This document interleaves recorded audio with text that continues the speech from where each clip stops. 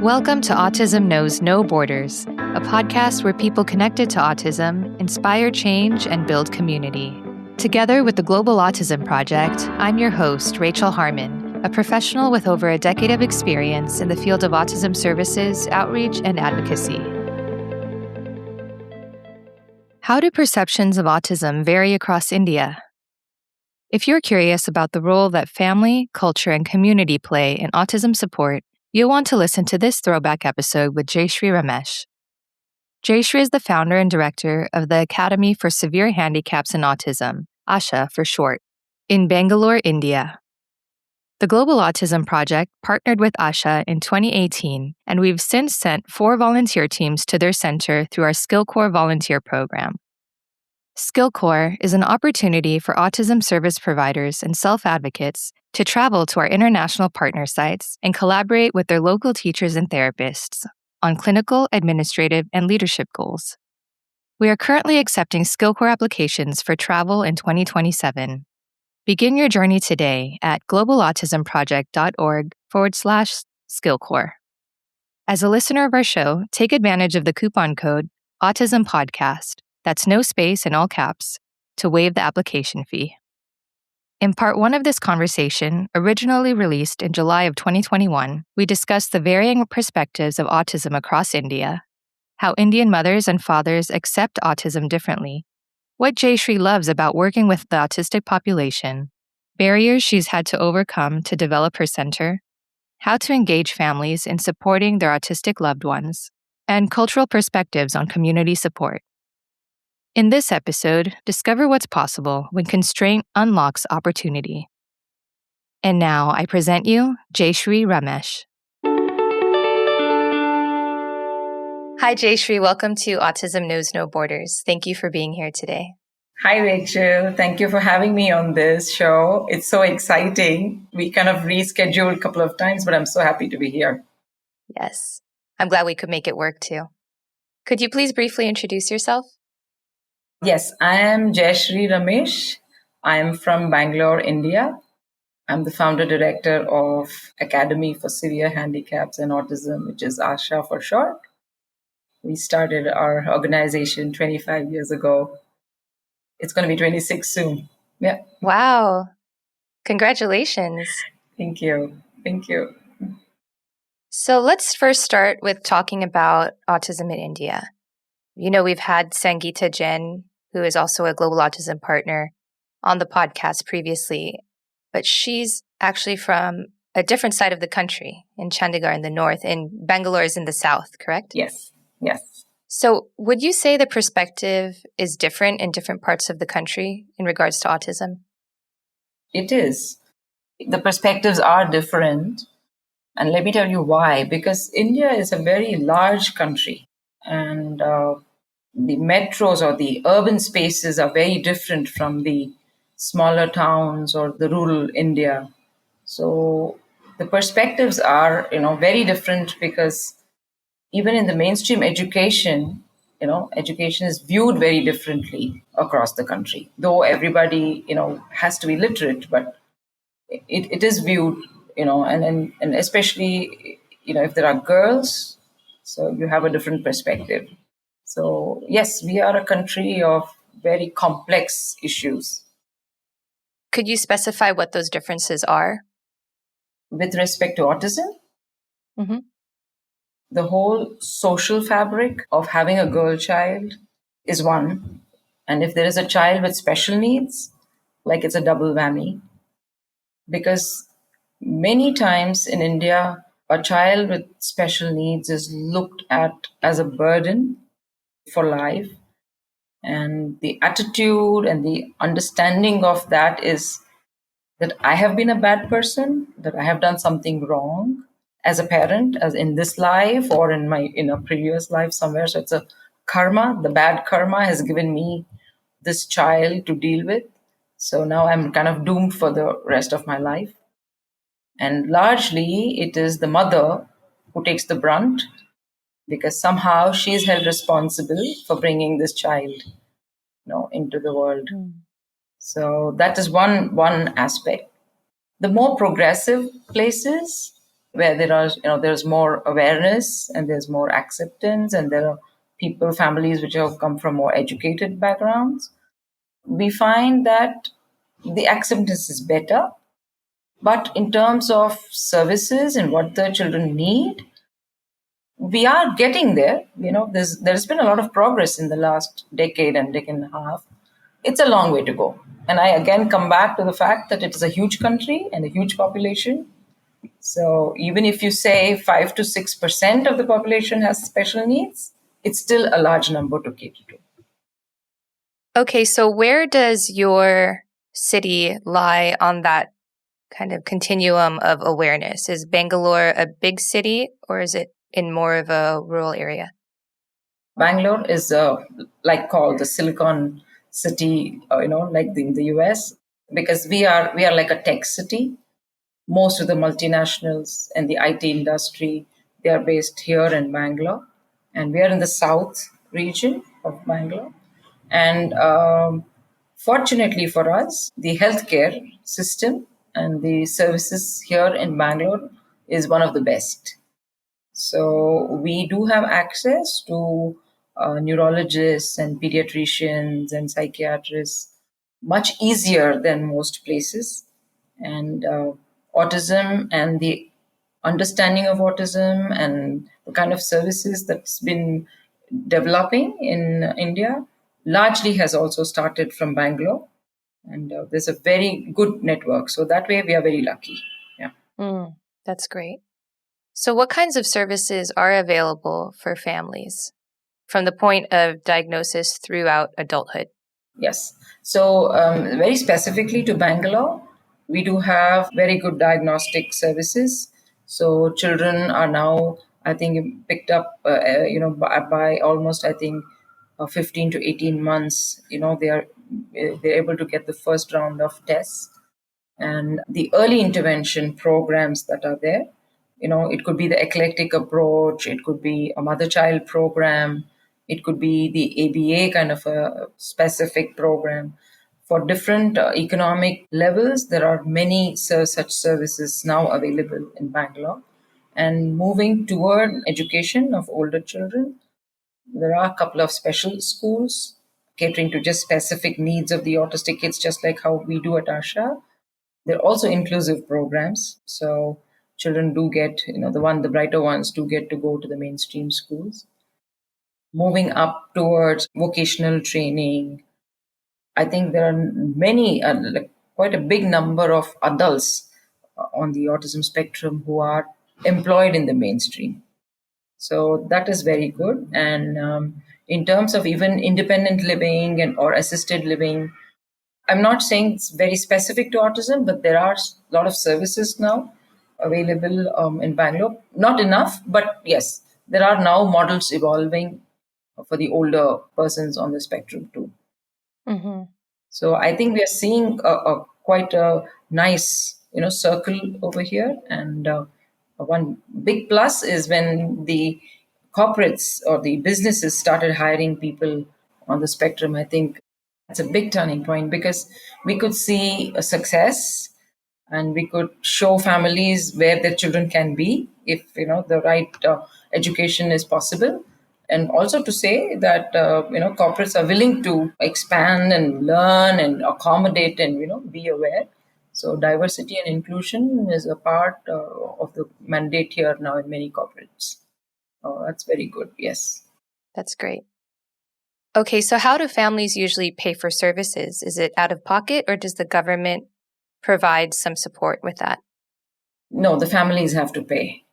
There are government hospitals, and some healthcare part of it is available to families who come from the lower economic groups. But by and large, we don't have any insurance that is covering any of the therapeutic interventions. So it's really an out of pocket expense for the families, and it can become very expensive because they do go for private therapy and tutoring for special education. So it can be a drain on the family. Yes. Yeah. And for families who can't afford it, what happens to their children? That is a big challenge. See, the special schools that run are funded by the state, a few of them, if you qualify and you're able to enroll into their scheme. So those schools are able to provide a little bit of relief to the families because part of the money is funded by the government. But individually, the very poor get some money from the government, but not a lot. So it becomes the responsibility of the organization to find money or extra funding so that that can be then passed on to the family. Mm. So they subsidize the education costs because the organization gets the support from a donor or from a philanthropic organization or now from businesses because India provides for corporates to spend on education and healthcare and all of these sustainable development goals. So corporate social responsibility is a big thing now. Okay, got it. So, Jayashree, how did you start working with the autistic population? This was long back, way back in the 80s when I finished my graduation. I became a teacher for children with learning problems, and that was my first exposure to autism. And this was before the computer age, so we didn't know about autism in India. Mm. My first teacher and a mentor who had headed a special ed program was trained in the US, and she had been in the United States for some time and she had come back to India. So she was the first one who actually told me a little bit about autism and said that these kids think differently, they learn differently, so you have to observe them and you have to learn about them. And there was not much of reading material, nothing available then. So that actually got me very curious to know more about these kids. And I was able to enroll into a special ed program in California at San Jose State. I could get into my master's program. So that was the shift because I could go and learn a little bit, and then actually I understood autism because I learned a little bit more and I saw more of these kids. And California was just beginning some services for autism in the 90s. And I remember there was the first teach workshop from North Carolina. They were there, so I could attend that. So this has been a while now. So lucky I could move back to India, and then decided to start ASHA because there were not that many schools. There were no programs even in the 90s. So I had no choice but to start something. Mm. So my original thing was, okay, I know a little bit about autism, so I'm just going to cater to a few kids, and I'm going to run like a small program. So I didn't really have a plan of what I was going to do, but just started it. Just started in a small place. Mm-hmm. It's like you had this impulse that you had to follow. Yeah, I mean, it was a kind of a thought out program too. I mean, thought out idea because, I had studied, I had come back, and I kind of checked out what was going on. And then I got into it, but didn't really know what was going to happen with that. It was an idea, okay, I know a little bit of autism, let me start working with the children or let me start sharing this with the families.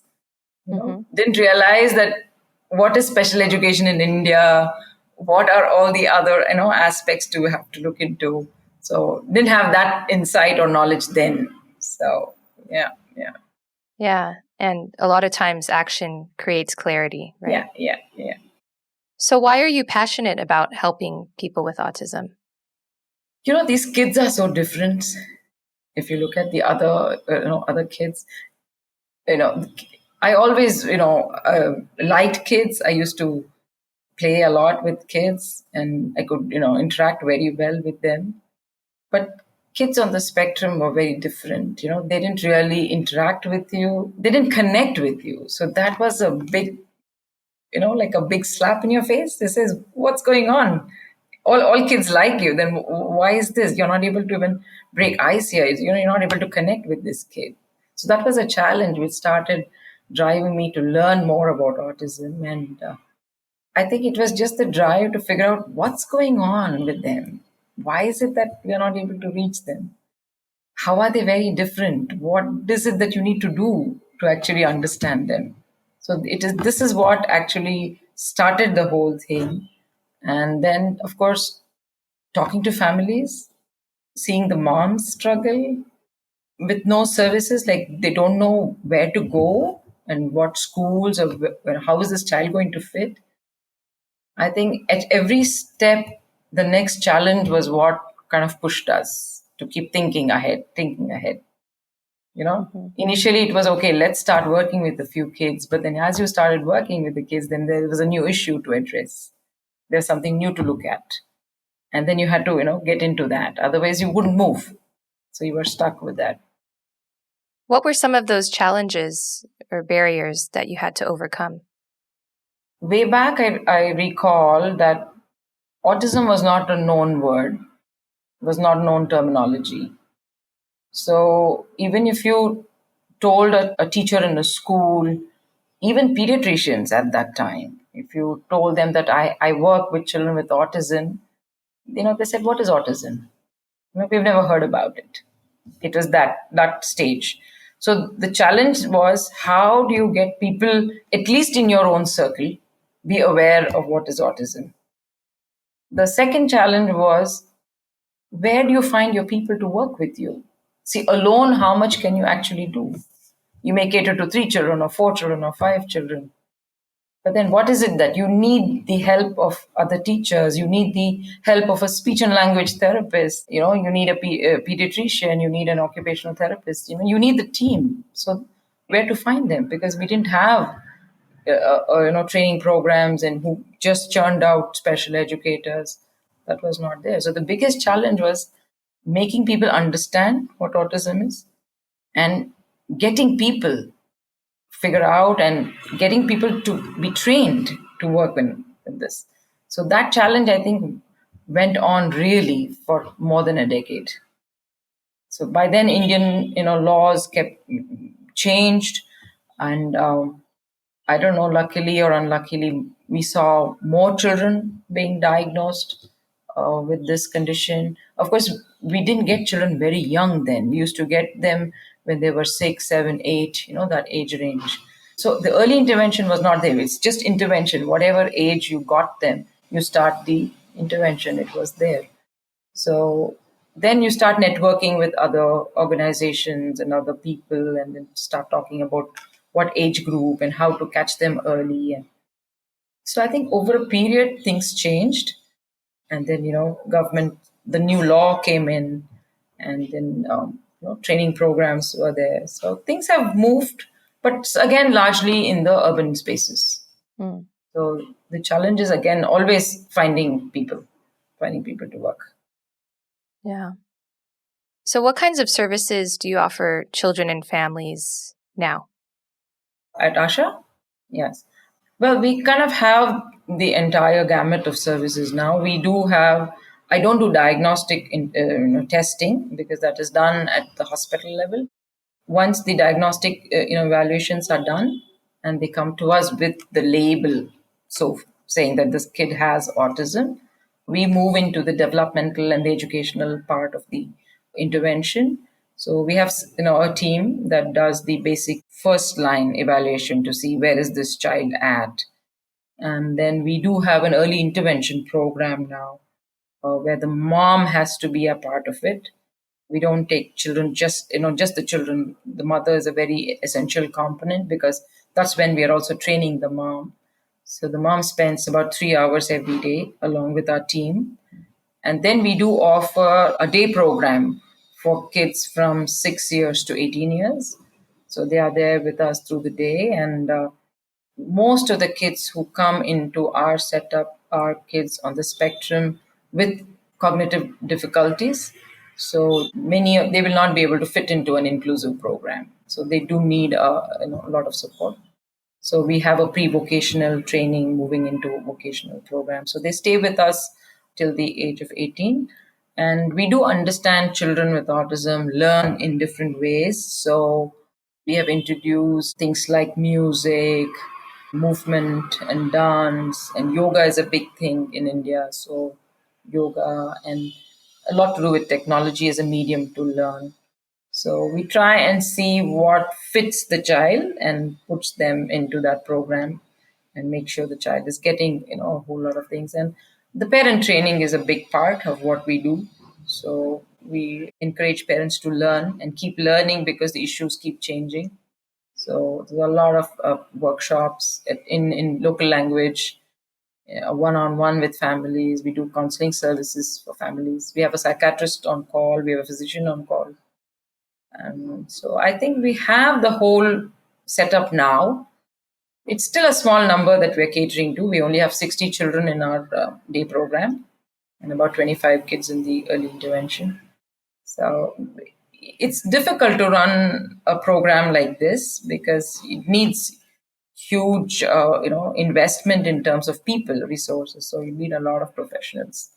So I don't know if this is a model for India, but we have kind of pushed it and made this happen. So Yeah. Well, that's huge. Going from just a small number with an idea and the heart and the drive. yeah. And now you're serving so many families and making a huge difference in your community. And no, but there's always a gap. I mean, there's always something that you feel like, oh, we have not done that or we have not reached there yet. Because we really like to see most of our kids become independent, and manage themselves. And that's hard in many cases with autism, but, that's the goal. Yeah, it's, sometimes independence looks different for different kids. True. Yeah. Based on their needs and whatever support they require. Hey, Rachel here. Are you enjoying this episode? Want to hear more valuable content from others you can relate with? Be sure to subscribe to this podcast so you can stay up to date on future episodes. And now back to the conversation. So, could you share a success story related to one of your students? Yes, we've had very early on from our early intervention program, we were able to mainstream one young fellow when he was just 6. Post that, we have been able to mainstream 2 other children now, and both doing very well in the mainstream schools. They came with good cognitive skills, but difficulty in a lot of other things, in terms of social ability and language ability. So it probably was easier to push and make them learn that and help them adapt. And then we got willing schools who would take them in and they supported them. So I think the parents come back to us and very grateful that we are able to provide for them in the mainstream education. So I think that's a big plus. The other big plus I feel is not so much child per se, but the moms. I see many of the moms who have come to us are no longer, feeling the stress, but they feel that they understand their kids now and they're able to help them out in the homes and also deal with the other family members. You see, that's very important because sometimes, it's the mom who knows and just trying her best, but the others don't understand autism.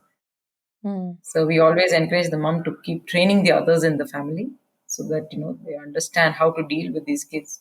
Because in many Indian families, you have the older generation also living. So there's a big, as it is, there's a big confusion, conflict with 2-3 generations together. So that has happened. But I feel that because we have many moms who are working with us, and we've continued to encourage moms to do the certified training and to also take this up as a profession if they're able to do. So I think that is one good success. The third part of the story is it's not easy to find trained special educators to work in our setups, and especially when the money is very minimum that we pay here. So what happens is that we get teachers who are undergrads, so they become our assistant teachers and they learn the job through in-service and actually become a part of the classroom, and they are taking on the burden also and supporting the special educator and helping with the group activities and stuff. So we have a large number of women like that who come from the local areas and have the heart in the right place, and they're very willing to learn and they are very good with the children. They come with a lot of other talent of music and art and stuff. So I think providing for them as a profession and giving them a career path, I think that also has worked very well, with some of them. So I feel that it's not just success only with the kids, but somewhere I think it's the people around that we've also been able to make a difference. Mm-hmm. Do you ever encourage fathers to join in on the sessions, or do you have any male staff, or is it primarily females? Right now, I don't have male teachers, special educators. I did have, but they had to move out. But some of my therapists are all male members. My dance teacher he's a guy, and doctors, there are. So we do like to have men on the workforce because I think it strikes a balance, and we encourage the fathers to participate. All our training programs are open to both, because if you don't do things in the weekend or you don't do late in the evenings, then many times dads don't join. So we do have sessions on Sundays almost every other month, so where the dads can join, especially in our early intervention now, because we also learned it the hard way that we insist that the father comes in at least a couple of times a year to understand and be part of the thing. Funny thing is, when we do sessions on a long-term planning or planning into adulthood or on employment or on financial planning for the families with special needs, you can be sure dads are there. But when we talk about self-care or motor skills or trying to teach language to the kids, it's like, okay, that's mom's affair. I'm not, Oh, interesting. It's very interesting. It's very interesting what drives men to this. So yeah, but we do have sessions. Do you see a difference in the way they accept their children's autism between mothers and fathers in India? Yes. It is very different. I have seen, I think that's also feel like it's a spectrum. I have seen some of them very logical, very clear that my son is probably not going to go into any college or become, a postgraduate or even be a graduate. So, and I need to provide for him, and I need to find places, for him, and I need to save so much money. And, they're very clear with what their goals are, with respect to their kids. Is this the father you're talking about? Yeah, it's the father. It's the father I'm talking about. Versus, I've seen also the other end where the fathers have just clammed up. They're so emotional. They don't want to talk. And because the moms come and tell me every time there's an issue, it's like, he just breaks down, or he's not dealing with it, or he's not talking about it. But I know he's not doing well. His blood pressure is all, haywire. His diabetes is not under control. So I've seen both ends. I've seen dads take it very well, very vocal, easy to discuss and plan, versus some of the dads who will just avoid you, will not come to the sessions, will not talk about it. Finally, when we pushed, one family, we said, this mother really needs help. She's having a hard time. The father actually came and said, I come to your gate. I see these children. I don't have the courage to come in. Because I really lose my courage when I'm in this place. I get very scared of what's going to happen with my child. So I avoid coming, in and looking at all of these kids and stuff. So I think men deal with it also very differently. So we need to have a lot of sessions. In fact, our counseling sessions are also available to fathers, and we encourage them to, talk to the counselor as well as to the psychiatrist. The psychiatrist is wonderful. So he makes sure the family understands what these issues are. Do you offer some support groups for families so that they can meet each other and find other people they can relate with? Yes. This is something that I have tried very hard. In fact, we opened ASHA in August of 95, and my first support group meeting was in September of 95. And now it is 2021. All along, we have tried many different ways to bring together families to create a very robust support network, but I have not succeeded with that. They come together for certain times, but as a cohesive group, a group that has worked together, I don't know. It has not happened. this is an issue with many, centers also. We check and say, how is the network of your families? We've not heard great success in any of that. So I don't know whether it is Indian families reaching out and getting their support through other sources, or I don't know why families are not working together to address the larger issues that they are having. So it's very strange, but we have tried many, many, many different ways to bring families together and have a sustained network. There is a network, but to have a sustained activity where they're really able to troubleshoot and come up with their own answers and look for things. Especially, we are all worried about what will happen to these kids when they grow up, in terms of assisted living, and with government systems not there to support them. So how are they going to do? So, but there will always be a champion parent who's doing lots on their own, but the network as such, yeah. So I'm still looking for a strategy to build that. Yeah, that is interesting. I wonder what that is about Indian culture that... I don't know if Sangeeta has any other ideas on that. I need to check with. Yeah. Well, because I know that some of our other partners, like Mafer in Ecuador, they have a really strong parent network. And it's more of a collectivist society there, where people are really looking out to help their other community members. Do you think there's maybe something with that in Indian culture? Like, is it just more individualistic in that sense? Yeah, because in India, we have, lots of subcultures, groups, which, follow their own tradition, their own practices. So within that group, yes, there is a lot of networking. There's a language thing, and there's a religion thing, and there are subcastes and subsystems. So they do get together. But across the borders, if you have to work, for this cause of having a child with special needs. So, I'm not seeing, there should have been a huge national network by now in India.